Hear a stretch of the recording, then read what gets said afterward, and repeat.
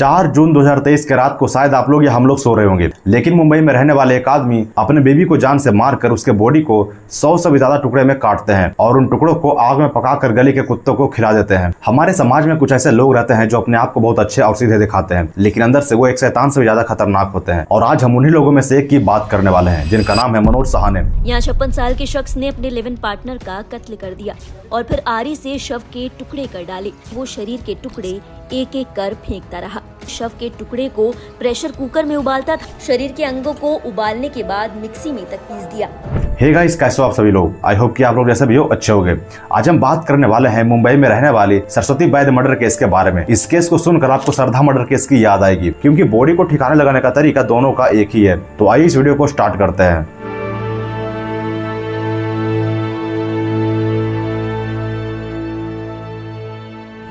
मुंबई, जिसे सपनों का शहर भी कहा जाता है, इसी शहर में एक सरस्वती बैद नाम की एक अनाथ लड़की अपने कुछ सपने लेकर के आती है। सरस्वती शुरू से अनाथ नहीं थी, इसका भी एक पूरा परिवार था। सरस्वती का जन्म 1991 में अहमदनगर महाराष्ट्र में हुआ था। सरस्वती 4 बहनों में सबसे छोटी थी और इसका कोई भाई नहीं था। कुछ सालों के बाद सरस्वती के माता पिता एक दूसरे से अलग हो जाते हैं, तो सरस्वती और उसके तीनों बहन अपने माँ के साथ रहती थी। लेकिन कुछ सालों के बाद इसकी माँ भी गुजर जाती है। माँ के गुजरने के बाद 2001 में चारों बहनें एक साथ अनाथ आश्रम ज्वाइन करती है। 9 साल तक सरस्वती अनाथ आश्रम में ही रहती है और वहीं से अपना 10th का एग्जाम क्लियर करती है। 2010 में 10th पास आउट होने के बाद सरस्वती आश्रम को छोड़ देती है और अपने किसी परिवार के साथ रहने के लिए मुंबई आ जाती है। 4 साल यानी 2014 तक सरस्वती अपने परिवार के साथ ही रहती है। फिर सरस्वती एक राशन के दुकान पे मनोज सहाने से मिलती है। मनोज उस राशन के दुकान पे काम करता था और बोरीवली में उसका एक खुद का फ्लैट था। धीरे धीरे दोनों के बीच बातचीत स्टार्ट होती है। दोनों एक दूसरे को समझ रहे थे। सरस्वती बैद और मनोज सहाने के बीच का जो कॉमन पॉइंट था वो ये था कि दोनों अपने परिवार से दूर थे और अकेले थे। मनोज भी अपने परिवार से दूर मुंबई में रहता था। इसी के कारण दोनों को एक दूसरे से प्यार हो जाती है। जमा के उस समय सरस्वती का उम्र सिर्फ 23 साल था और मनोज का 47 साल। दोनों की उम्र में 24 साल का गैप था, लेकिन फिर भी सरस्वती रिलेशनशिप में आ जाती है। 2015 में दोनों मिलकर एक मंदिर में शादी कर लेते हैं, लेकिन इनके शादी के बारे में किसी को भी नहीं पता था, क्योंकि दोनों के बीच का एज गैप बहुत ज्यादा था। जब कोई इनसे इन दोनों के रिश्ते के बारे में पूछता था तो सरस्वती बोलती थी कि ये मेरे मामा हैं। सरस्वती या मनोज के फ्लैट में रहने लगी थी। सरस्वती सिर्फ अपने बहन को ही अपने शादी के बारे में बताती है। 2017 में मनोज को अपना फ्लैट छोड़ना पड़ा, क्योंकि मनोज जिस राशन के दुकान पे काम करता था वो दुकान बंद हो चुका था। इसीलिए मनोज को अपना फ्लैट 35,000 के रेंट पे चढ़ाना पड़ा। दोनों मुंबई से बाहर एक मीरा रोड के आकाश गंगा सोसाइटी में रूम नंबर 704 में रहने लगते हैं। फ्लैट में शिफ्ट होने के बाद दोनों अच्छे से रह रहे थे और शायद मनोज भी कोई काम पकड़ लिया था। ये दोनों सोसाइटी के 7th फ्लोर पे रहते थे और उस फ्लोर पे 6 और फ्लैट्स थी जिनमें अलग अलग परिवार रहते थे। मनोज उस फ्लैट में 6 साल से रह रहा था, लेकिन अभी तक उन दोनों ने किसी से भी बात नहीं की थी। वो दोनों अपने आप से ही मतलब रखते थे और ना ही इनके पड़ोसी को पता था कि ये दोनों पति पत्नी है। 6 साल तक ऐसा ही चलता है, लेकिन 5 जून 2023 को उनके फ्लैट से कुछ मरने की बदबू आ रही थी। लोग सोच रहे थे कि शायद फ्लैट के अंदर चूहा मर गया होगा और उसी से बदबू आ रही है, लेकिन 2 दिन के बाद ये बदबू बहुत स्ट्रॉन्ग हो जाती है। उस फ्लैट से इतनी गंदी बदबू आ रही थी कि उनके पड़ोसी को खाना खाने में भी दिक्कत हो रहा था। उन्हीं में से एक पड़ोसी का नाम है सोमेश श्रीवास्तव। जब बदबू कंट्रोल से बाहर हो गई तो सोमेश मनोज के फ्लैट के बाहर जाकर के उनके गेट ठकठकाते हैं, लेकिन अंदर से कोई रिस्पॉन्स नहीं आता है। सोमेश दोबारा से गेट को ठकठकाते हैं, फिर अंदर से फुसफुस की आवाज आती है। ऐसा लग रहा था कि अंदर से कोई स्प्रे मार रहा हो। उसी वक्त अंदर से एक बहुत ही अच्छी स्मेल आती है। सोमेश समझ आता है कि बदबू को छिपाने के लिए स्प्रे मारा जा रहा है, लेकिन गेट अभी भी नहीं खुला था। सोमेश नीचे जाता है और सुपरवाइजर से कंप्लेन करता है। जब सोमेश ऊपर आ रहा था तब वो मनोज को देखता है कि वो कहीं जा रहा है। सोमेश मनोज के पास जाता है और बोलता है कि तुम्हारे फ्लैट से बहुत गंदी बदबू आ रही है, उसे साफ कर दो या फिर चलो हम दोनों मिलकर उसे साफ करते हैं। लेकिन मनोज मना करते हुए बोलता है कि मुझे अभी कहीं बाहर जाना है, मैं आकर के इसे साफ करवा दूंगा, और मनोज वहां से चला जाता है। सोमेश को मनोज पे शक होता है कि कुछ ना कुछ तो गलत जरूर है, क्योंकि मनोज घबराते हुए बात कर रहा था और उसके चेहरे पे एक डर था। और उस समय एक बहुत ही ज्यादा वायरल केस चल रहा था और वो था श्रद्धा मर्डर केस। सोमेश सोचता है कि कहीं अंदर भी वही हाल तो नहीं है और पुलिस को कॉल कर देता है। पुलिस आती है और ताले को तोड़ देती है। गेट खुलते ही अंदर से एक बहुत ही गंदी बदबू आती है, लेकिन रूम अच्छे से साफ था और पुलिस को रूम के अंदर कुछ भी नहीं मिलता है। फिर पुलिस किचन के अंदर जाती है। किचन में 3 बाल्टी रखा हुआ था और किचन के काउंटर पे ट्री कटर मशीन और हैमर रखा हुआ था और जो 3 बाल्टी थी उसमें खून भरा हुआ था और बाल्टी के अंदर बहुत सारा मांस रखा हुआ था और वही सड़ के स्मेल कर रहा था। और उसी काउंटर पे एक कुकर भी रखा हुआ था। जब पुलिस कुकर को खोलती है तो उसके अंदर इंसान के पैर का थाई बॉयल किया हुआ था। पुलिस समझ आती है कि ये पूरा का पूरा जो मांस है वो इंसान का है और बेड के नीचे एक पूरा चोटी भी मिला था, जिससे ये कंफर्म होता है कि ये मांस किसी औरत का है। उसी वक्त मनोज लिफ्ट से ऊपर आ रहा था। उसको नहीं पता था कि पुलिस उसके फ्लैट में आई हुई है। जब वो पुलिस को देखता है तब वो भागने लगता है, लेकिन पुलिस वाले उसे पकड़ लेते हैं। फोरेंसिक वाले आकर के बाल्टी और सभी टुकड़ों को ले जाते हैं और मनोज को भी पुलिस ले जाती है। पुलिस वाले मनोज को अपने सामने बैठाते हैं और पूछताछ करना बोलना स्टार्ट करते हैं। मनोज बोलता है कि मेरे साथ एक सरस्वती वैद्य नाम की एक 34 साल की औरत रहती थी। जब मैं काम करने के लिए जाता था और आने में थोड़ा लेट होता था तब वो मेरे ऊपर शक कर देती थी, जिसमें हम दोनों के बीच में लड़ाई होती थी। एक दिन जब मैं काम से वापस आया तो देखा कि सरस्वती जमीन पे मरी पड़ी है। सरस्वती जहर पीकर सुसाइड कर ली थी। मैं डर गया था कि कहीं इसके मौत का इल्जाम मेरे ऊपर ना आ जाए, तो मैं उसके बॉडी को ठिकाने लगाने के लिए सोचने लगा। मैं मार्केट गया और मार्केट से ट्री कटर मशीन, हैमर और एक चाकू लेकर के आया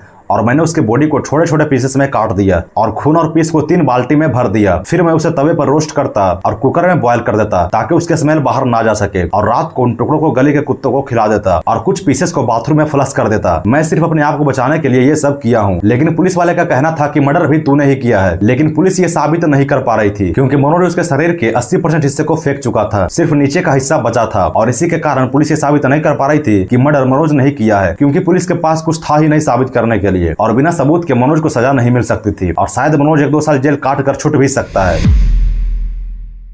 तो आई होप कि आप लोगों को वीडियो अच्छा लगा होगा। अगर वीडियो अच्छा लगा हो तो वीडियो को एक लाइक कर देना और ऐसे ही वीडियो के लिए चैनल को सब्सक्राइब कर देना। तो हम मिलते हैं आप लोगों से अगले वीडियो में। तो thank you for watching this video. धन्यवाद।